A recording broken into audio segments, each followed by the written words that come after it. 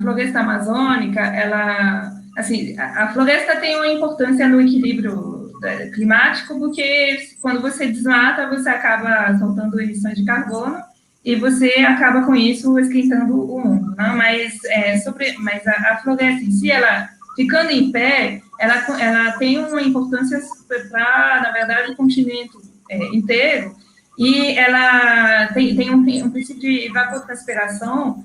A gente olha, a gente não. Ninguém fica olhando para cima, né? Mas na verdade tem verdadeiros rios em cima da floresta que vão pelos movimentos climáticos descendo pela América do Sul. Ou seja, as plantações do Paraná dependem da floresta amazônica. Porque Infelizmente. falta o vapor, não é isso? As árvores da Amazônia que coletam água no subsolo com as raízes, elas soltam vapor que formam um movimento úmido que vai para o resto do Brasil. Exatamente. Na verdade, o movimento ele começa com a barreira das Andes, dos Andes. Então, ele vai descendo, todo o fluxo dessa evapotranspiração vai descendo e vai. Na verdade, a gente está falando de um fenômeno que não tá, que a gente não conhece muito, porque a gente não vê o rio da forma que a gente costuma ver, mas que é muito importante, que é tão importante quanto o rio terrestre, entre aspas. E o fato é que o desmatamento hoje ele tem uma tendência a limitar eu não tenho dado para falar hoje, mas a gente está falando de um desmatamento de 10 mil quilômetros quadrados do ano passado. Provavelmente esse ano vai aumentar.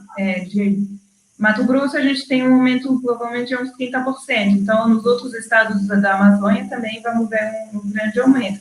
Isso impacta os outros lugares, não impacta só a Amazônia. E aí tem toda essa questão da relação da Amazônia com o resto do Brasil e com o resto do continente. Eu queria só fazer uma reação, assim, fazer uma pergunta para a Bárbara, porque você estava falando dos anos 70 e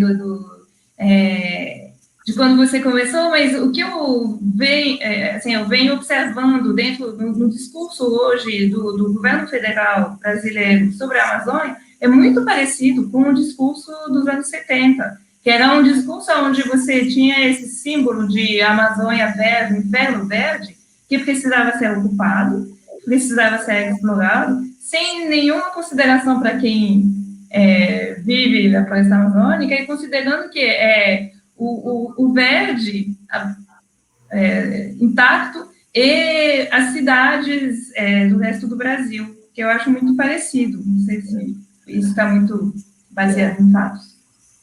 É super parecido. Aliás, eu diria mais uma coisa, eu diria que é muito parecido, mas ainda pior, porque na época dos militares, é muito raro eu falar bem dos militares, mas naquela época não tinha o movimento para a preservação do meio ambiente que tem hoje, o environmentalism, o movimento ecológico que tem hoje, estava só começando naquela época. Então, mesmo pessoas na esquerda, naquela época, estava com aquela perspectiva desenvolvimentista, que viu a Amazônia como uma região para ser desenvolvido de uma maneira convencional. E hoje temos tantos dados, e o mundo inteiro tem tantos dados, e o mundo inteiro, em termos do clima, em termos da situação, coloca tudo isso em risco. Eu vou te dizer uma coisa, na época que eu estava trabalhando, pesquisando na Amazônia, eu fiquei até um pouco cética em termos das previsões mais drásticas do destino da floresta. Porque já tinha nos anos 70 pessoas dizendo que a Amazônia vai virar um deserto.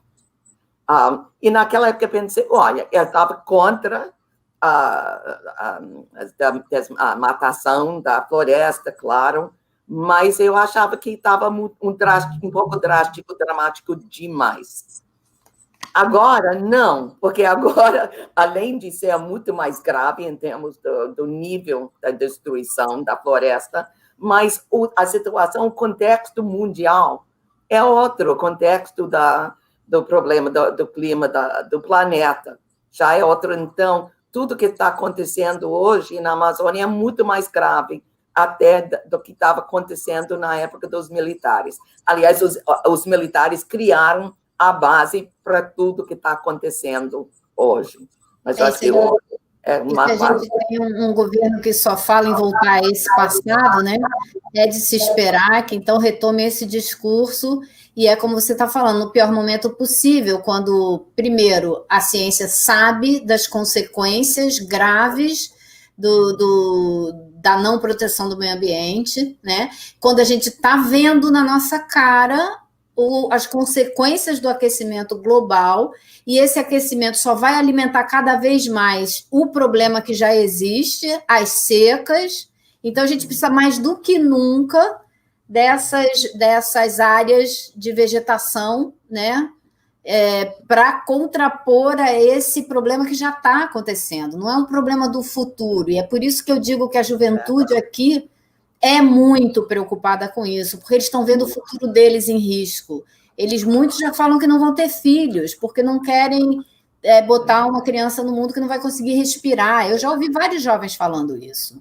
Então, posso mostrar uma coisa? Isso é um caderno especial do New York Times, deste domingo, que agora, The Amazon has seen our future. A Amazônia tem visto nosso futuro, que é um caderno totalmente dedicado do New York Times, dedicado à Amazônia.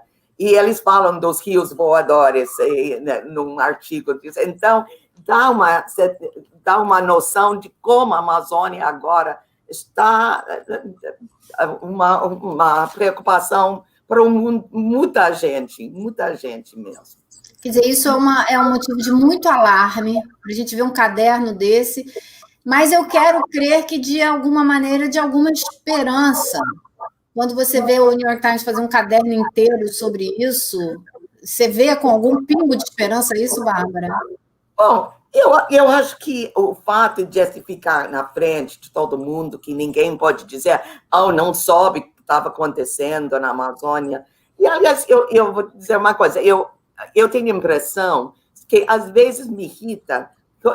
Heloísa, acho que você falou isso, que para muita gente fora do Brasil, a Amazônia é o Brasil. E várias vezes eu estava pegando táxi ao aeroporto para ir a São Paulo, e o motorista, eu falei que estava indo ao Brasil, e o motorista falou, olha, vai para a floresta amazônica. Não, é outro tipo de floresta. Mas eu acho que este interesse, esta preocupação com a Amazônia já existe. Mas eu acho que o mundo tem que criar alguma maneira de reagir que é produtiva, como a Alice estava dizendo, que não pode simplesmente dizer vamos romper o acordo. Temos que desenvolver estratégias para melhorar a situação na Amazônia sem punir o Brasil, simplesmente punir o Brasil. Tem que trazer ele junto da conversa para mudar as coisas, né?